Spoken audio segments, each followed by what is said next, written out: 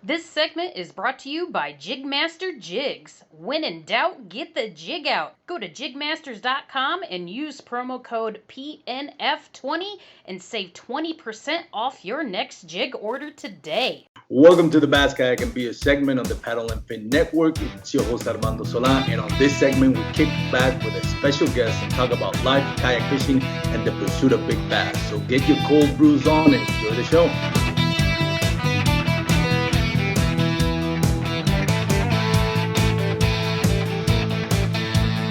Welcome once again, ladies and gentlemen, to the Bass, Kayak, and Beer segment on the Paddle and Fin Network. We got a very special guest for you today, but before we get into that, thank you to Douglas Outdoors Rods for great sponsorship our segment. Go check out douglasoutdoors.com to find their full lineup of LRS rods and X Matrix rods, some of the best rods out there in the world. They also do fly fishing rods, which are award-winning fly fishing rods. So go check them out, douglasoutdoors.com. We have, I don't have a special announcement, but those PNFers, those Paddle and Fin fans, check out first week of November, I think November 5th. Brian Schiller, the OG, should be coming out with an amazing announcement. So if you're a fan of Paddle and Fin, mark your calendars, November 5th, or at least that first week of November, we should have a big announcement. So anyways, like I said, we got a special guest for you today, Mr. Matthew Swoders. I apologize. How are you doing, Matthew? I'm doing good. How are you doing, man? Pretty good, Matthew. Thank you for taking time to join the show. I know you're friends with Brad Higgs from I was going to say the Real Down. It's not true. It's the Final Cast. I always get his show confused. I always say it's the Final Cast, or what was the other thing I say? Or the Real Down, because he used to be in the Real Down. But anyways, how you doing, man? You doing great? Yeah, I'm doing good. Nice, easy Sunday off. I'm liking it. Nice, man. Nice. So, Matthew, tell us a little bit about yourself. A little bit about your background. What do you do? What do you got in kayak fishing and all that good stuff? Yeah, for sure. So again, I'm Matt Swoders. I located here in Central Ohio.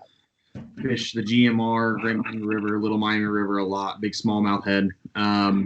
Right now, I work in an outdoor store. I'm the head of the fishing department, so I get to kind of live out the dream of being quote unquote in the industry to an extent. So I get to help people who are new to fishing or coming in, they're seasoned tournament fishers that are looking for some tips and tricks and some of the new baits that are out there, which is awesome. I'm a United States Marine Corps veteran. I'm a combat vet. I got out in 2017, and then kind of just rolling through the punches of life because it's always something. But definitely gotten the kayak scene a little bit more heavy this year. Been in a kayak on and off the last 5 or 10 years, but really dove feet first this year and starting tournaments up next year. So it's been a fun ride so far. I'm excited to see what the future has. Awesome, man. Have you done, first of all, thank you for your service. And have you done any, you're going first year doing tournaments? When you say tournaments, you're going to go regional or just national or just local? I'm gonna go regional. So I'm going to go in the Cincinnati Kayak Trail, which covers Ohio, Indiana, and Kentucky. And so I'm really excited to do that. It's a really good competition. I've talked to some of the guys who are on the trail, and they really enjoy, the format and everything and the different locations that some of the tournaments are at. So, yeah, I'm really excited to get into the competition side of kayak fishing. So, nice. Have you done any local or small trails? No, not with kayak fishing. Growing up in the area, I used to do all my local lake tournaments. Me and my buddy had a boat, and we did the Caesars Creek tournaments. They had one every Thursday at the time. Indian Lake, they had them every Friday and Saturday, and then some larger tournaments like up at Erie and a couple things like that. But this is my first year in the kayak tournament scene. So I've done boats. I did a couple FLW amateurs down south in between deployments. But I'm really excited to go from big boat to small boat and see what I can do with some smallmouth. Cool, man. So what got you, Matthew, into kayak fishing? Because you say among other things, you're a bank beater. I think you mentioned that in the pre-fishing. You worked you're a veteran. But what drove you to decide, hey, I don't want to get into that plastic boat and pedal out there? Yeah, so what really drew me to kayak fishing is more or less the freedom of it because like I said, I mean, I've done big boat tournaments to where, you get on a 16, 17, 18-foot boat and you're on big water, whether it be a ginormous lake chain like Okeechobee or Lake Fork, or it could be something small like, an Ohio lake is what I call. Most Ohio lakes are considered southern ponds, is how I look at it. Yeah. But, I mean, so the freedom of a kayak it's really relieving to me because I can literally put it on top of my Jeep and I can drive to a river which is located 5 miles from my house and paddle down, or I can go to big water and go into it. I don't have any limitations really unless I'm going to like something huge like Erie, but even then I could still throw a kayak on it if I wanted to. So the freedom of kayak fishing has been my biggest draw into it. And being a Marine, I'm super competition focused. So anything competition related, I'll jump into it feet first if I can. Yeah, that's I don't come from the military background, but I have a few friends and a few guests. And I think Josh Smith from Dark Waters, I think he's a Marine. I know he's also a veteran, but I think he's on the Marine. And that's one of the things when I had him on my guest and listening to his show, he always talks about that competitive edge, that edge you needed to have to serve, especially for your own deployments. Yeah. How has kayak fishing helped you, or has it helped you in any way? Has it become a factor for you to deal with some of the stuff going back from military service to civilian service? Have you had to deal with anything like PTSD, or it's just kayak fishing is just something that you just liked? Yeah, so I mean, fishing's always been something that I liked, but going in the Marine Corps and then I was an 0311, which is considered an infantryman. So I was just a frontliner. We had one real mission, and that's go and deploy. And seeing some of the things I did and dealing with some of the things I did, and then abruptly when you get out of military service, it's pretty much you sign a piece of paper, and the next day you're walking off base and you're done. So there's statistics out there that show that Marine vets, especially combat vets, don't ever really reform to society. So I got back and I was really, I was dealing with a lot of different things past from 17 to 18 before I got into my kayak. And, kayak fishing has really given me the ability to kind of break away from all those thoughts and give me a freeing sense to where I can go out. I know I can just put the boat in. I can put some headphones in and listen to a book, or listen to some music, or just take them out and just listen to nature going down the river and not have to really worry about anything for a couple hours. I can completely clear my mind out and just worry about, hey, are they biting a black and blue Ned stick, or are they biting a green pumpkin crawl? Like I'm just focused just on fishing, which makes it a lot. So it's a nice de-stressor from your daily life, and especially dealing with some of the stuff that I've gone through and dealt with, and it lets me break away from society for a little bit and just be in my own world is the best way I can describe it. So yeah, I could imagine. And we're not gonna ask any details about this because I don't believe in any of my podcasts when I talk to the military service that I have the right to ask about what you see or what you went through, because that's personal. And I think we have to keep this everything dignified. What happened there stays in there. That's not for any of us as a civilian to, let's try to dissect or anything like that. So I respect that aspect of it. I'm not going to ask you about that, but going was it hard for you to adjust as a civilian life? Was it was kayak fishing something that you needed, or was there something out there that you say, hey, if I don't find something like this, I'm not going to be able to cope with civilian life? Or was it really that hard, or was it more like something that came up naturally to go and get into kayak fishing? Yeah. So, I mean, when I got out of the Marine Corps, I can say even now with kayak fishing has really helped me de-stress a lot. So I can go, whenever I go out, like I said, I can dissociate myself from the world, but I can say just from reading stuff, talking to older vets, I'll never really reform back into society, if that makes any sense. I'll always have a different mindset. And most veterans are the same way. They come out, and we have, no matter how you were when you went in, you went to boot camp, they basically pressed reset and they made you into their image. And the thought process really changes a lot, especially coming from an infantry background. My thought process has changed quite a bit. So yeah, it's extremely hard to kind of mesh with society to the point to where kayak fishing was something I really needed. Because, you know, when you're on a bank and you're fishing, there's always, how I look at it, fishing is my time away from other things. Not that I don't enjoy being around people, but fishing is my time away from things. And when you're bank beaten, you always have that guy who'll walk down and want to talk to you for 15, 20 minutes. And, you know, it ends up you're having a conversation, which isn't always a bad thing, but at the same time kind of brought me away from what I wanted. So getting into a kayak and being able to push off the bank or float down a river, I'm away from people. Occasionally you'll see somebody, but, you know, it's nothing to where it's bringing me out of the little world I'm trying to create myself, to disassociate myself from society. It's the best way that I can say it. It's not that I'm negative against society. I want to get away sometimes. So yeah. Go ahead. I'm sorry, I interrupted. Oh, no, I was just going to say, yeah, it is definitely something that if I wouldn't have found, I would have tried to fill this gap with something else, but I don't think it would have been as rewarding as kayak fishing has been for me. So yeah, it was definitely something I needed. Definitely. And it's, you know, and again, I'm not coming from that military background. So it's for me to say, oh, I understand, or that would be disrespectful, because I don't think unless you've lived through it, you can't just say, oh, we understand. There's a lot of things that you and any military veteran, especially if works in or has been assigned on deployments and infantry, is going to live through things that we never are going to be able to understand. And all we can do is respect it and give us our support, just like you supported, you know, service for this country.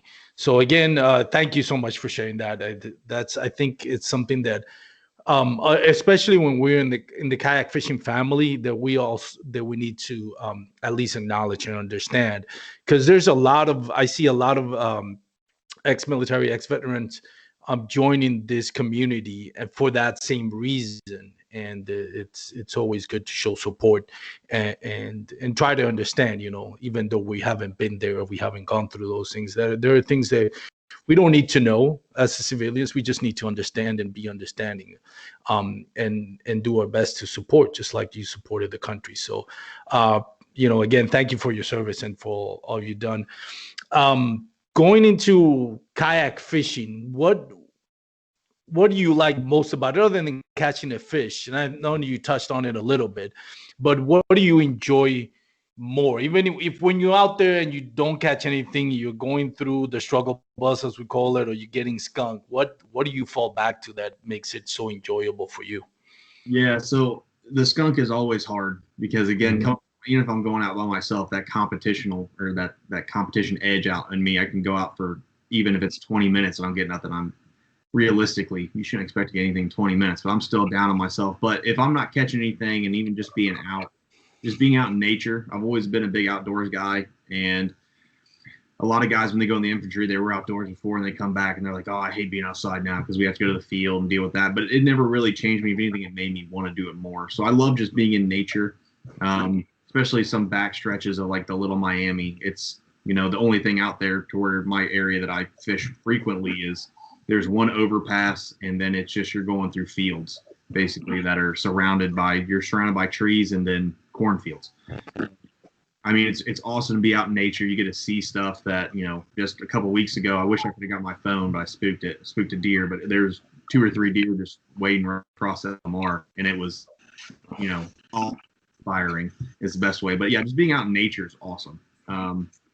It really, you know, it lets you remember how small, that's how I look at how small I actually am, because before we had all these roads and all these houses and everything, I live in a suburb, but before all that, it was just what I was floating down, and it's just awesome to think, really helps us think about everything.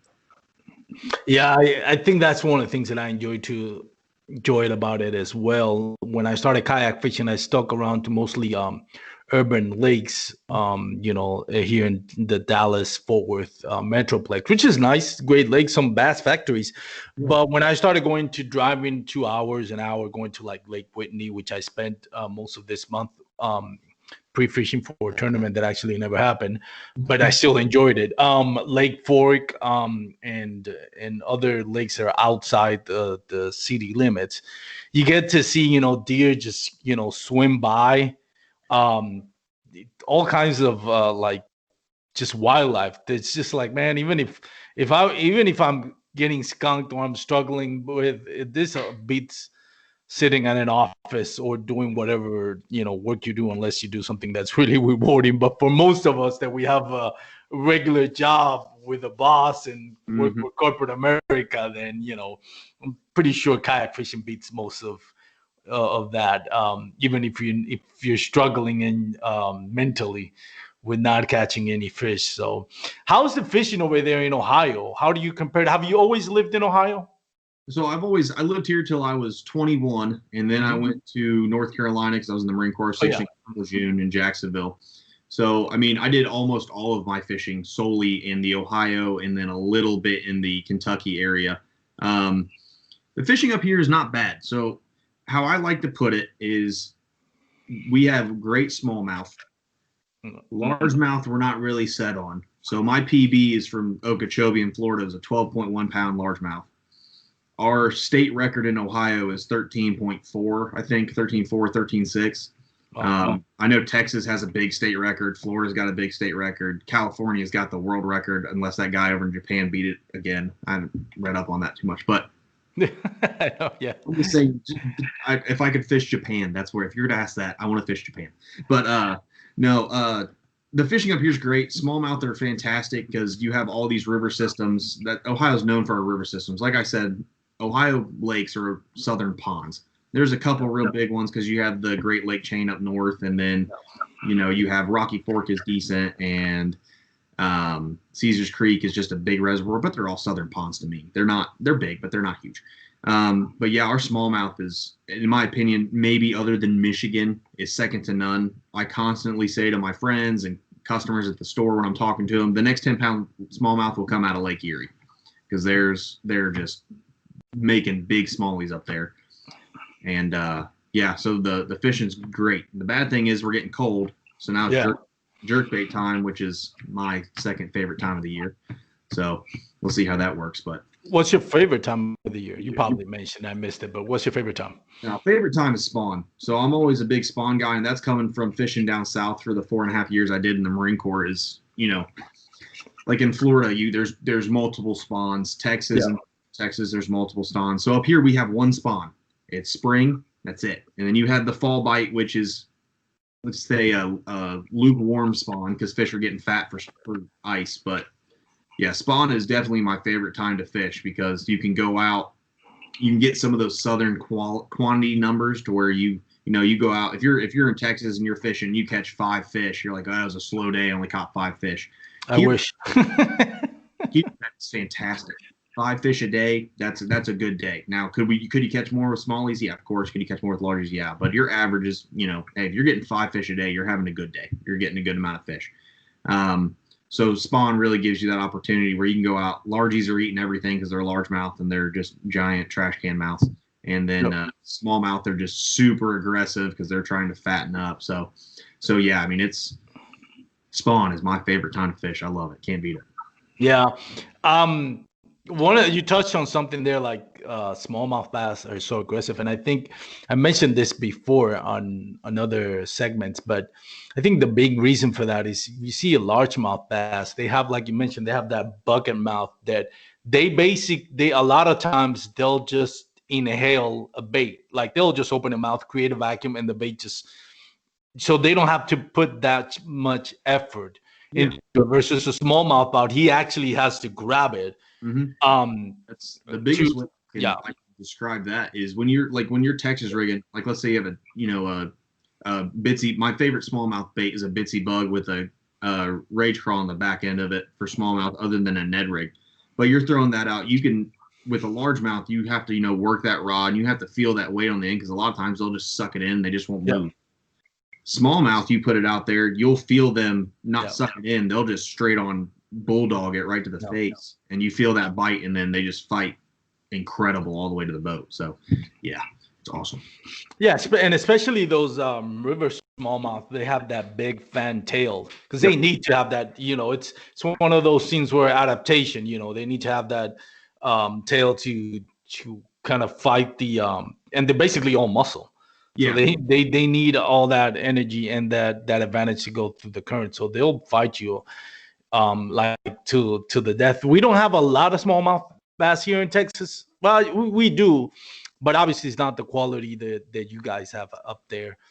But I have been fortunate enough to get on actually on some small creeks here in the DFW Metroplex, and yeah, they're super fun to catch. You don't get cheated on that bite for sure. Yeah, they are awesome. Smallmouth, it's a whole nother breed. And you're right that you brought up that tail, which is insane because if you look at like when you're going down the river, like on the Great or the Little Miami, super clear water, you can go down it and you can see smallmouth either stacked up in current right behind some brush or whatnot.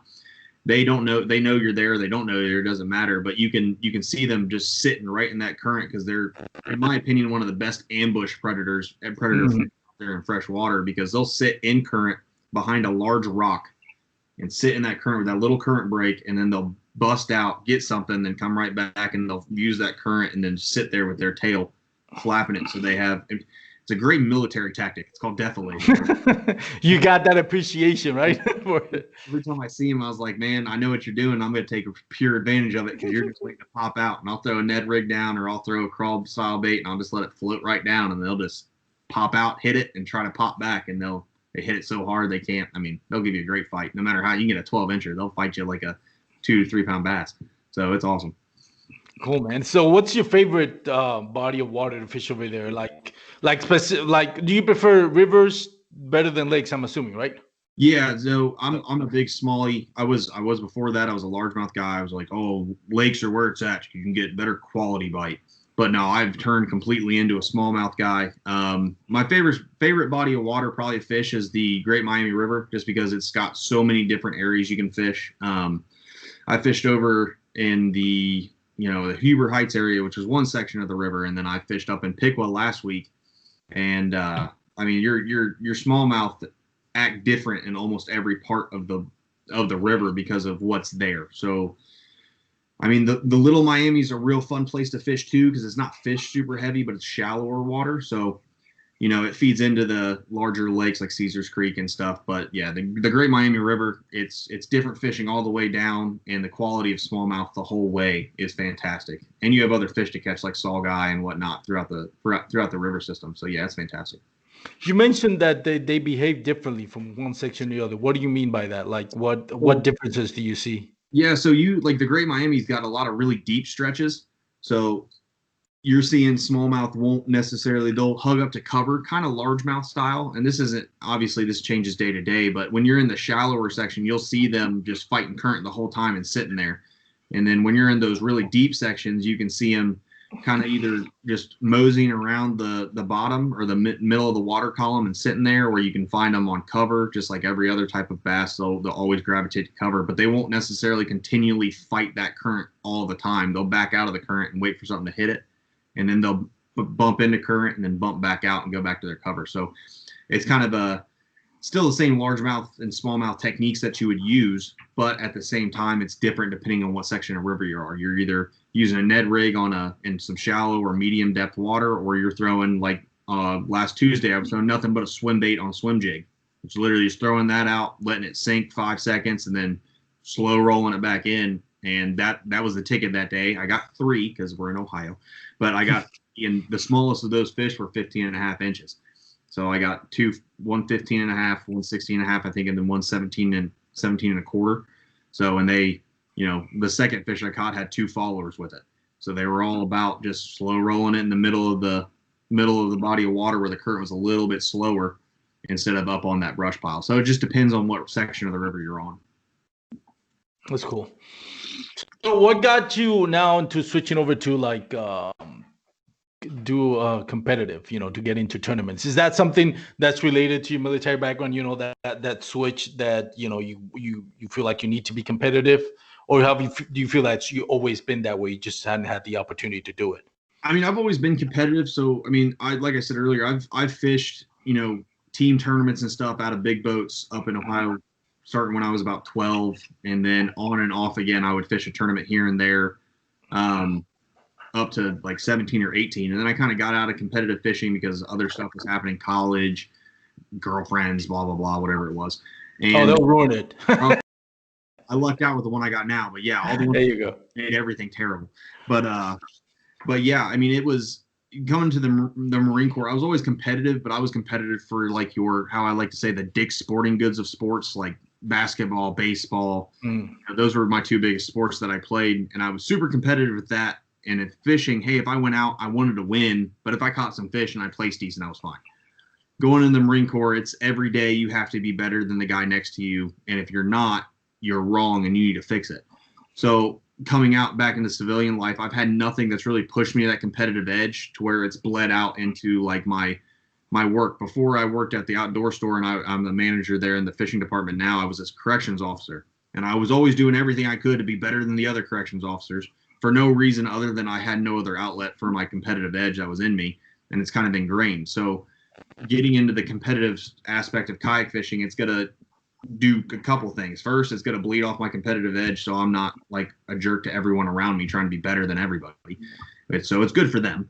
And then second, it's going to help me kind of get that feeling back to where, hey, I'm being competitive. Oh, I didn't place well, or I didn't get in the top 10, or I didn't win this tournament, but I know why I didn't, so now I can work on it. So it's going to just continue to push me to be a better angler, which will help me not only in angling, but it'll help me continue to evolve as a person, if that makes any sense. What you mentioned something about correction officer, and I know we're getting a little bit up subject here, and ignorantly, I would say my mentality would be like, oh my God, he has to deal with the worst of the worst, and I think that's disrespectful. But there's still people that in correction, trying to better themselves, or people that just made a bad mistake and they're trying to better themselves. So it's not like, oh, you got the worst of the worst. I feel like I'd be disrespecting a lot of people in that community. I'm assuming there are people that they're pretty bad, but also people that just made bad, want to get back to society. How hard is that job for you as a correction officer? It's really hard. So I mean, I would compare. I stopped being a CO, so I mean, I have some physical like issues. Like I have arthritis in I'm 29 years old. So I have arthritis in my knees. I've got a little bit of shrapnel in my shin. I've got degenerative back disease. A couple other things that just make me like sore and in pain all day, but it's bearable. So it is what it is. But the mental aspect of being a CO. So I worked in a small city jail where the most I ever housed in 3 years was, I think, 22 inmates. And that was because there was a sting going on from a adjacent precinct. So the mental aspect of it, being in there with me, like I said, it's small. So I was there by myself for 12 or 8 hours a day. And some of the people, and you were correct when you said, I can't assume that they're all bad people, because I can tell you like 70% of the people they either made a mistake or they've gone down this path in life and they don't know how to fix it. Mm-hmm. And they're genuinely sorry about it. Like they'll go in and they're respectful, and they don't try to be, negative in any way or try to be a jerk to you. They're just, hey, I know I messed up. They'll own it. But there's 30% that will come in, whether they know they made the mistake or not, they don't care. They'll push you to almost your breaking point, and they know that they know you really can't do anything about it. So like you'll have guys, there's times where you sit there and they just yell at you, and I've been yelled at. I'm not worried about that. I can take a chewing all day long, but they'll just keep pushing and keep pushing and keep pushing. The physical environment you're in, you're in basically a concrete blocked building with locked doors everywhere. You have the key, but you're really confined, if that makes sense. So you're kind of confined in them. It's not like, hey, I can just leave, I can walk out. I can't, because I was the only one in there. So they'll sit there and they'll just yell at you, blah, blah, blah. And it's, over time, it's not that for me personally, it's not that it like mentally broke me or anything, but it definitely, it wears you down over time. Oh yeah. The reason why I kind of got out of it, just because, hey, I've done this. I've mentally beat myself up before for 4.5 years. I don't really need to do it anymore. So that's one of the big reasons and I got offered an opportunity in the industry that I didn't want to pass up. But it's definitely, it's really hard. Your average turnaround time for COs in most agencies around the country is 2 weeks to 2 months. So 14 days to 60 days is the average turnaround time for a CO for them to get hired, get trained, and then quit. So, some people just can't take it, which I don't blame them. It's a very mentally draining environment to be in. No, I would imagine, and that's nothing to do with being tough or it's if you're constantly spending more time with people, and again, not all of them, like you said, 70% of them, which is the majority, are trying to rehabilitate themselves or at least sorry for what happened, so I don't want anybody listening that's gone through this thinking we're disrespectful, because I know a lot of it is we see those TV shows on cable TV, about lockdown and stuff like that. And it's not, yes, there is a percentage of population that's like that, but not everybody's like that. And everybody should be given a chance to rehabilitate themselves. So with respect to that, it's like you mentioned, when you're spending more time with persons that are screaming and shouting obscenities and insults at you more than you do with your own family, it's gonna wear. I don't care how tough you are. Yeah. It's gonna wear on you throughout time. You just constantly in an environment where there are a couple, even if it's just 30% of it, even if it's just 3 out of 7 that are harassing you and giving you bad energy. It's gonna affect you, no matter who you are. I don't care how tough anybody is, and definitely not the place for me to judge anybody that says, "Hey, you know what? I don't want to do this," because it's got to be. I can't even imagine how tough it's gonna be. I work customer service at the airport, and there's times where I'm like, yeah, I don't. Yeah, I can't deal with the negative. I can't imagine being a correction officer. So it gets to the point to where I would tell new guys when they come in, like if they're sitting with me on a shift and I'm training them, hey, make sure before you leave, this is a little tip, just go out and sit in your car, truck, whatever you're sitting on, and sit there and just sit there for 15 minutes. And don't go home. Don't start driving yet. Just let it all drain off you, because it'll end up, which is something I dealt with too at the beginning of it. Same thing in the military. I mean, it'll follow you. If you don't find something to de-stress yourself some way, it'll follow you home, and then it'll bleed in your home life. And then it's not just affecting you, it's affecting your loved ones around you, which would, I mean, to me, once I finally saw that, it was really eye-opening. And that's the exact reason why I listen to books in the car now, because I can listen to a book and I can de-stress the whole way home. And when I get home, I'm completely fine. So I'm sorry, go ahead. No, you're fine. No, yeah, I was just. What is it? And I don't want to mean to drag this on, because I know this is not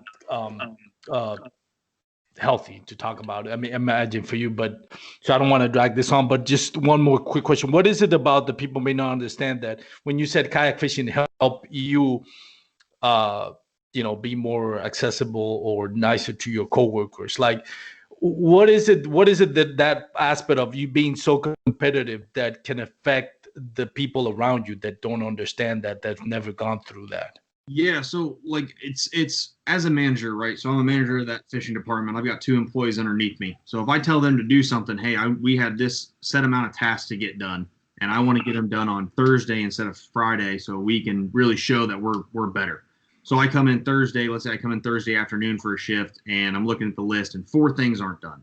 Well, if I had nothing to bleed that competitive edge out into, I'd say, hey, why are you not getting this done? I could have got this done. So that means you didn't get it done. That means you're wrong and you need to fix yourself. And it's in the civilian world, that doesn't work. Most people haven't got told, like in the Marine Corps and in almost any military aspect. I wasn't in the other branches, but I worked with a lot of Army guys and a lot of Navy guys and a couple Air Force guys, but whatever. We're all competitive to a sense, depending on what your job is. And everyone has a little bit of competitive edge in them. So infantry really just blows that out the water. So if I had nothing to bleed that into, it would be basically my employees would either hate me or not work for me, which doesn't work in the end game, because you have to have people to help you. It's just how it is. Yep. So if I didn't have that, when you're talking about, the other people around you, little tasks that like, hey, I need you to move this from point A to point B, and they do it a different way than I would do it. Well, I have nothing to bleed that off. No, that you're doing it wrong. You need to fix yourself. Let me show you how to do it. So yeah, having kayak fishing and something to bleed that into can kind of, in my best way, it makes me more understanding of, hey, you didn't get this done, and before I blew up on you, hey, what was your reasoning? Oh, that reason makes sense. I understand now. And I can take the time and the mental process to figure out why it wasn't done the way I wanted it done. And if it makes sense, it makes sense. So that's interesting. And then thank you for sharing that. And again, we don't want to go spend the whole show talking about that. But again, thank you for your service and for everything you do. As far as what you learned in the military, how does that help you be a better angler? Like you mentioned a little bit of competitiveness. Does anything that you feel like you've learned positively in this aspect? Let's talk about the positivity of being in the Marines. That you take into fishing that makes you maybe a perfectionist. Like, okay, now because of that DNA that I have now as a Marine, do you apply that to being very specific or perfectionist as far as learning a technique, or zoning in on how to catch fish? Does that play at all into it? Yeah, for sure. So the discipline, the biggest takeaways I got from the Marine Corps that in every aspect of my life is patience, discipline, and being a perfectionist in some things. So like when I started really getting into kayak fishing, learning the river systems, before, I don't know, 6 months ago, 7 months ago, I wasn't super proficient in a Ned rig. I threw it occasionally, but I was going for largemouth bass down south for 4.5 years. I didn't care about a Ned rig. I was throwing an ounce tungsten weight on. I was flipping and pitching pads. And so come up, the discipline in me was like, hey, I need to learn this technique. So I literally got my kayak. I can take 7 rods with me at any one point. I took 1 rod that had just a Ned rig on it. I was like, I'm going to fish this all day, regardless of if I catch anything. I'm going to learn how to work this bait. I do a lot of background research, kind of like coming from the military. You get briefs on your targets and what the enemy deposition is and all that whatnot. So I would delve just straight head first into any new technique. So like Ned rigs, really, I researched that for, 2 weeks before I really started throwing it. Like, how are guys throwing it? I talked to Brad a little bit about, hey, how are you working your Ned rig? Because I've always seen him use it. He's a big Ned rig guy. It's like, how are you working it? What do you do? Oh, you just throw it and you just pop it off the bottom. I was like, okay, cool. So I'd go out and I'd pop it off the bottom a little bit. And now I've kind of made my own technique out of it to where, depending on what I observe in the water, hey, if it's moving real quick or if I see some current, I'm going to put it in there with a heavier Ned rig and let it float to the bottom of the. I'll just leave it there, maybe get a little shake. Or if I'm in real shallow stuff, I'm going to throw a lighter Ned rig and I'll pop it all the way back to me so I can get some action out of it. So yeah, the discipline I got really helps me to where the biggest takeaway, a lot of pros say, hey, just because you're not getting a bite on something, don't put it down immediately. Just keep fishing it. And a lot of amateur anglers and a lot of guys who are new to it will throw a bait that they thought was going to be the best bait they could ever throw. They throw it 4 times, don't get a bite, and they're like, oh, this bait sucks. When in reality, the 6th cast instead of the 4th would have caught your PB. You know what I mean? Yeah. So the discipline aspect really helps a lot. That's the biggest takeaway that I have, to where I can be super disciplined in angling, to where I can take a bait out. I can really work it till it's worked to death, till I know I'm not going to get anything on it. And then I'll switch, which has got me a couple bites already this year that if I would have put it down when I wanted to, before saying, hey, no, you're more disciplined in this, keep throwing it a little bit, I would have missed, a month ago, I caught an 18-inch smallmouth. I would have missed that 18-inch smallmouth if I would have put the bitsy bug with a baby rage crawl on the back of it. Because I was like, oh, smallmouth aren't going to bite this jig. It's too big. And I kept throwing it. And then I ended up getting 6 fish off it. And plus I got one of my biggest smallmouth of the year. So, I mean, the discipline and the patience that was instilled in me has really pushed my angling to another level, to where I can look at stuff a little bit different than most anglers. That's pretty cool, man. Because I know a lot of times, and me personally, that's one thing that I love about the podcast. And I don't want to talk too much about myself on my podcast, but if I may for a second, it's like, I don't come from that bass fishing culture. Bass fishing is ingrained in bluegrass Southern roots, and for me, when I wanted to do a podcast, I'm like, well, I'm not from Alabama or Tennessee, all those, Georgia, all those places, or even Texas. I lived in Texas, but I'm not originally from Texas. I consider myself an adopted Texan. There you go. But as the sport has grown, you see more people like yourself, like in Ohio, in California, upstate New York, that the sport has grown to where it's not just a Southern thing now. It's actually a national thing, and even worldwide. We're talking about Japan. I've heard somebody had told me, I think Brian addressed this on the OG show or mentioned it. South Africa has bass fishing tournaments, and their numbers are, you can imagine South Africa. Those bass got to be like whales over there, I'm imagining.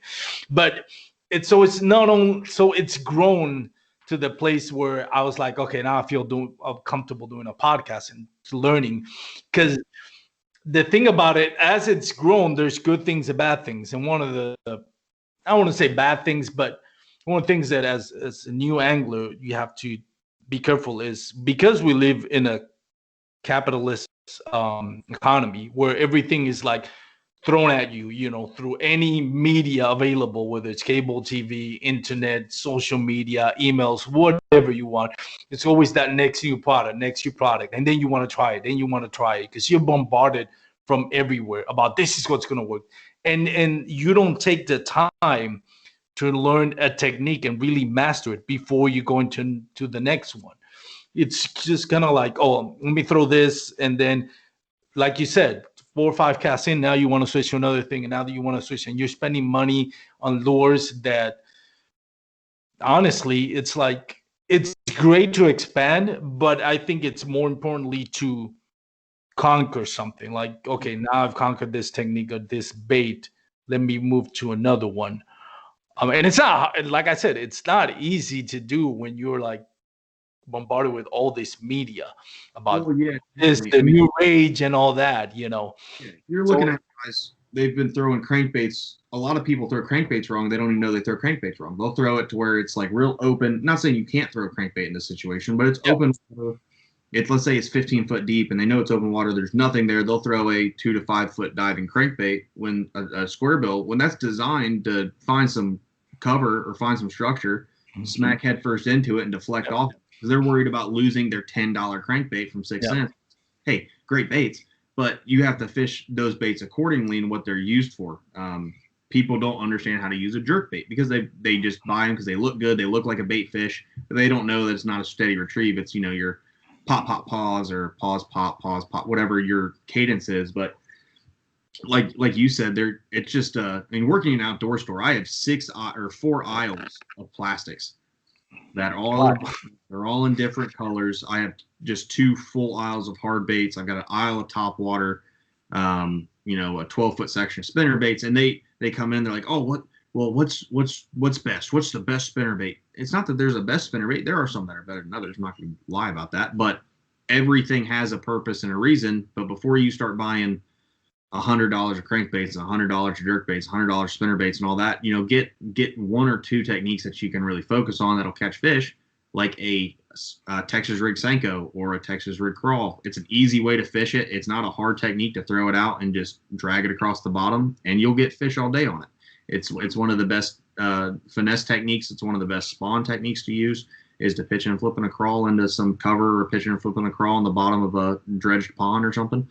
And it's you hit the nail on the head. It's capitalist economy, which is, hey, great, I love it, but people get so much thrown at them and they don't know which way to turn, because they're like, oh, well, this is what KVD's using, or this is what my buddy Matt Swoders is using. Like, I might use a bait completely different than what it was designed for, but I found success in it because I practiced with that bait and I like how it works better.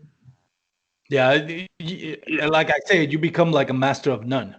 Yeah, and that's, as an angler, especially when you're trying to get competitive, it's something that I always try to catch. And I've suffered from that too. I'm actually at that point where I was like, no, I need to slow down what I'm, and just kind of figure out what bait. And obviously, I'm not going to try a bait that's not going to work at a season. I'm not saying that, but once you're in a season that is that a bait is going to work better than most, then stick to that bait and learn it before you start trying to master another bait. Make sure you learn it. Just don't give up on it. If you're struggling, you can just say, hey, after a while, switch to another thing, but just don't give up on it too soon, or don't move to something that's not going to work anyways, because it's like winter and you're not going to hit a frog. They're not going to hit a frog on 30-degree water, kind of thing. By 30 degrees, it will be frozen anyways. But going back to now doing the tournament scene, this is going to be your first year doing a tournament, or next season it's going to be season. What are your expectations on the tournament? What do you expect to accomplish? So I expect a couple of things. First, I expect to gain a lot more knowledge than I already have now. Again, fishing a big boat tournament without even having any information of kayak fishing, is a completely different experience than fishing a kayak tournament, because how I'm used to fishing. Hey, you fish one lake, you get 5 bass, and there's the new, MLF style of fishing. But you fish one lake, 5 bass, and that's what you get. That's your bag. So in kayak fishing, it's all on inches. To where now, I still catch myself wanting to weigh a fish instead of pulling my catch board out and putting it on a catch board and saying, oh, this is what the length of the fish is. So I'm excited to get a lot more knowledge. I'm excited to pick some of the brains of the other anglers who are out there fishing, who've been doing it for a lot longer time, and see what they do that works for them, what they've learned from kayak fishing. And I mean, one of my biggest expectations is to go out, and then once I have that knowledge, maybe midway through the season or after next season, the next season, that I can, come out and really start competing with, some of the guys who are staples in that top 10, top 20, top 30, and really start breaking in to where I can see, something come from all the time I spend learning about techniques and fishing it. I can see something, come out on paper that I'm doing a good job. So, yeah. Cool. Do you, after, let's just say you have a great first season, mm-hmm. and you feel like, man, I'm as far as my regional trail, I think I'm pretty good. I'm a hammer. Would you consider doing nationally? Is that ever like something that you have on, maybe not right now, but something that you're eyeing in the future? Once I get good at this, I'm thinking of going national. Yeah, for sure. I mean, once I really feel like I have the handle on the regional and I'm consistently placing at least decent numbers up, then yeah, I'm definitely considering a national down the road, national trail, if I'm blessed enough to get to that point. I've pretty much put all my focus outside of work and family into learning kayak fishing, getting that ready. So I'm kind of going away from my quote unquote roots that I've had as boat fishing, and I'm going full fledged into it. So yeah, I mean, how you said, if I have a hammer season in the regionals, I can say I'll probably do a year or two there, but I definitely eyeing a national at some point. Yeah, something I can definitely think about. Cool, man. Wish you the most success with that, and hopefully it'll be sooner rather than later, right? Yeah, I agree. Yeah, I'm not getting any younger. So I know we're nearing to the hour mark, and I don't want to keep you up. After all, it's a Sunday, and I'm sure you want to spend time with your family. Do you have any kids? No, I don't. I have 2 dogs. They're my children, me and my wife's kids. I have a golden retriever named Jenny, who's 5 years old. And then I have a husky wolf mix that we rescued when he was 1. He's 6, and his name is Slay. So, oh man, yeah, husky wolf mix. That's actually one of my favorite dogs. My uncle, he lives in, I think, Meriden, Connecticut. Mm-hmm. It's not Meriden. He doesn't live in Meriden. He still lives in Connecticut. But he had a wolf husky as well. Love that dog. Yeah, fantastic dogs. He likes to talk real loud, which you heard him 15 minutes ago. I try to keep him quiet best I can. He's currently spread eagle out on the Ohio State mat right now, but he's loud, to say the least. I lucked out real bad. Me and my wife did. We didn't get the typical husky. I guess we got more wolf in him because he's really calm half the time. I don't have to worry about him jumping the fence like a husky would. But the one big husky thing I did get is he doesn't like to shut up. So he's going all hours of night. 2 a.m. he'll wake you up because he wants to go outside to look at something he smells. Oh man, so, mine is the same way, and it's not a husky. It's a black lab. She's actually right next to me right now. I feel sad. I know, going off of subject a little bit. I took her to the dog park, which I haven't taken it for a little bit, and she used to be like, her big thing in the dog park was she wanted dogs to follow her, and she wanted to outrun anybody, and she was lightning fast.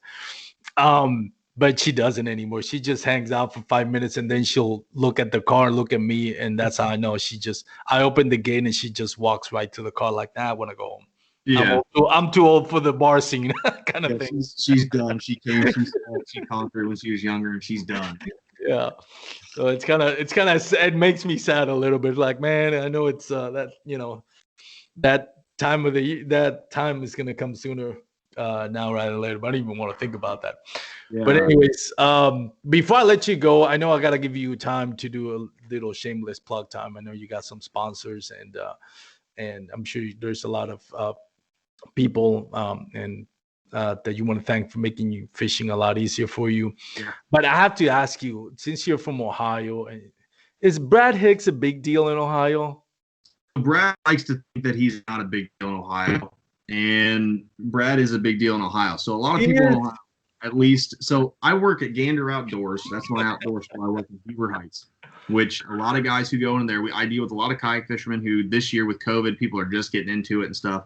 And I'll have guys come in and I'll mention, Ned Rig. Hey, one of the local guys who fishes Ned Rig a lot, his name's Brad Hicks. They're like, oh, the Ned Rig master, the Ned Head master, the Ned, They actually call him master. Oh my god. So some people, and I was like, yeah, that's him. He loves throwing that Ned Rig, and I've even talked to him. He's I was talking to him a little bit. He's like, yeah, somebody texted me and calling the Ned. I was like, I'm not the Ned Rig master. I was like, just take the compliment, dude. You're good at the Ned Rig. You fish it really well, and he's a lot of people know who he is without him thinking a lot of people know who he is. So I'm just gonna edit this out of the podcast. I'm not even now. Okay. No, actually, Brad. One thing about Brad, he will not take a compliment. Like even Josh Elder will tell him, God, for crying out loud, take a compliment. I've known him my whole life. I lived with him for 2 years when we moved. I mean, he's been my best friend he's family to me now. I've known him since I was, I don't know, long enough to where I can't remember. And he would clean the apartment, and I'd be like, dude, it looks really good in here. He's like, oh, I didn't do much. It's like, bro, I lived here and I didn't help at all, and it looked really bad. So it looks really good. Just take the compliment and shut up. And he hates it. He hates it. He hates compliments, but you gotta love him. Go check out Brad on the final cast. I always say the last cast, the final cast. I think it's every Thursday morning. He'll kill me for forgetting, but great product reviews. So Matthew, thank you again. I'll let you do a little shameless plug time you want to thank. I know you got at least one sponsor out there, and anybody else that you want to thank for making fishing easy for you, go ahead.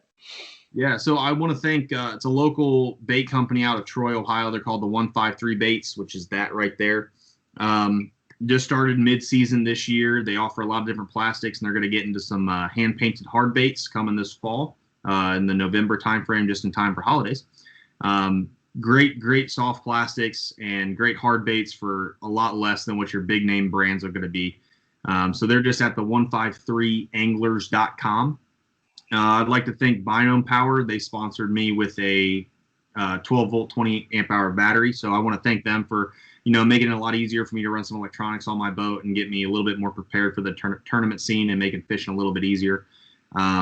Definitely want to mention, hey, veteran suicide's a big thing. So, if you know anybody who's going through some stuff, don't be afraid to talk to them and making sure that they know that you're there for them. Because right now, if you have any veteran friends or anything, we all see the 22 a day, and it's still there. And a couple months ago, it ramped up to 24 a day. So we need to really, if you have any friends or any veterans that you know of that are going through a hard time or just seem to be acting a little bit weird, just give them a call, let them know that you're there for them, check in on your buddies. And then last but not least, I want to thank my beautiful wife. She, deals with me talking about fishing, finding random lures throughout the house and in the basement over my tackle area, and she found a random reel in a shoe yesterday. I don't know when I put it. Well, at least it wasn't a triple hook. No, that was. She found a underspin, a VMC, an Owner Beast underspin, a 1/0. She just found it in the bathroom in the ring dish. I don't know when I put that there, but I've been looking for it for like 2 months. So that's where that was. But yeah, so I just want to thank her for being super understanding and dealing with me, waking her up at 5 a.m. to go load my kayak up and being gone for 9 hours a day on one of my 2 days off. And then coming home late from work to go fishing. And, so she's really helped me out through a lot. And then not just the fishing aspect, she's helped me grow as a person. So yeah, I just want to really thank my wife. And then last but not least, follow me on Instagram at mattsoudersfishing.com. Trying to grow the brand a little bit of myself. And I'm completely open. I post a lot of pictures of smallmouth, largemouth, and some techniques. And I'm open to anybody come in and want to tell me if I'm doing something wrong, tell me to do it better, and I'll take your advice and I'll move on. So thank you so much, man. I appreciate the time that you took and asked me to come on. So thank you, man. Thank you. It's been an honor to have you on my show, man. It's I hadn't had the privilege to meet you, but I know Brad Hick says a lot of great things about you, and so I'm honored to have you on my show and listen to your stories, and hopefully for those out there that are listening, they can get something other than kayak fishing. They can, like you said, they can bring to their home and help themselves or help other people out, especially from that military background. So again, Matthew, thank you so much. It means a lot that you came to the show and talked about all the stuff we talked about. So good luck on the tournament scene next year, man. I hope it goes well. I hope we get to see you on the national level sooner rather than later. Yeah, that'd be a great goal to accomplish, and I'll be pushing pushing toward it. Hopefully this isn't the last time I'm on the show and I get to come back. Definitely and not. Yeah. talk about some tournament stories and stuff. So. Well, thank you again. So for those out there listening, this is the Bass, Kayak, and Beer segment on the Paddle and Fin Network. Once again, sponsored by Douglas Outdoors. Go check out douglasoutdoors.com for their full lineup of rods. So people out there, if winter's coming, I know there's a lot of cold weather. Please, if you're going out fishing, remember the 120 rule. The temperature outside, the temperature in the water is less than 120. Take the necessary precautions to avoid any hypothermia. Wear your PFDs. Take good care of yourselves and be safe out there in the water. Thank you again for listening. Thanks for tuning in to another killer episode on Paddle and Fin.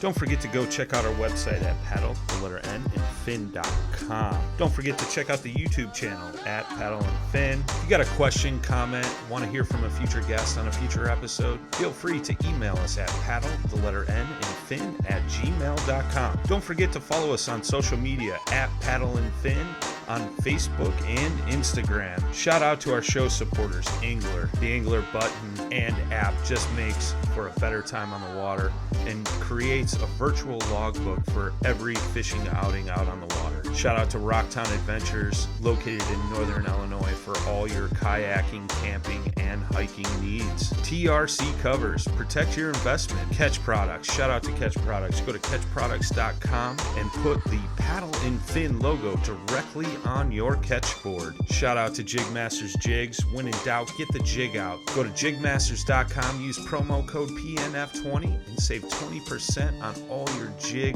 and tackle needs.